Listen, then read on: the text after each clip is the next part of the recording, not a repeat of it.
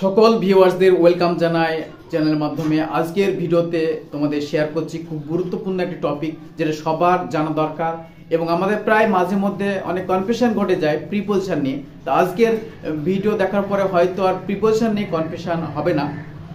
তো আজকের ভিডিওতে আমি শেয়ার করছি গুরুত্বপূর্ণ একটা টপিক, যে প্রিপোজিশনের অ্যাট, অন, ইন কোথায় বসে, সেটা টাইম বা সময়ের ক্ষেত্রে। ঠিক আছে, তা ভিডিওটা শুরু করা আগে বলি যে আমাদের ভিডিওটি অবশ্যই একটু শেয়ার করে অন্যকে দেখার সুযোগ করে দেবে, আর শেয়ার এবং লাইক করলে আমরা এটা ইন্সপায়ার পাই ভিডিও করার জন্য। ঠিক আছে, এই একটু হেল্প করবে শেয়ার করে। ঠিক আছে, তো চলো শুরু করি আজকের এই ভিডিও, খুব গুরুত্বপূর্ণ।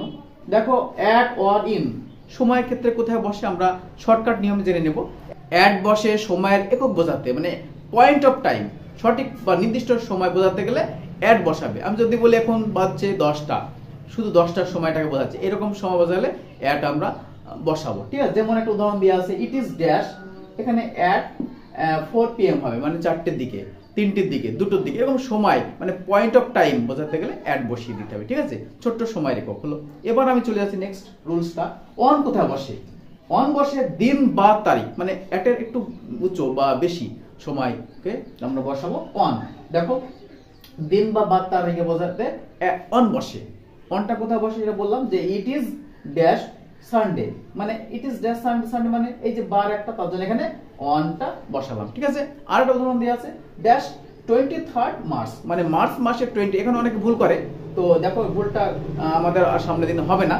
যে 23rd মার্চ, একটা মার্চ মাসে কিন্তু 23rd, অনেকে ভাবতে পারে মার্চ মাস আছে জেনে কিন্তু অনেকে ইন করে দেয়। ইন হবে না, এখানে অন হবে, কারণ হচ্ছে 23rd মার্চ মানে একটা দিন বোঝালেই আমরা সেখানে অন বসাবো, দিন। এবার আমরা জেনে নেব ইন কোথায় বসে। দেখো, ইন বসে মাস, ঋতু, বছর, সাল এবং শতাব্দী, এরপর যত বড় সময়ের একক আছে সেখানে কিন্তু আমরা ইন বসাবো। ঠিক আছে, ইনটা দেখো একটা উদাহরণ দিয়ে আছে, it is dash winter dash 2024, এরকম গুলোতে আমরা ইনটা বসাচ্ছি। ঠিক আছে, ইনটা এখানে আমরা বসাচ্ছি, মানে সময়ের বড় অংশে ইনটা বসে। আমরা একটা ডায়াগ্রাম দিই শর্টকাট আর জেনে নিই ঠিকঠাক।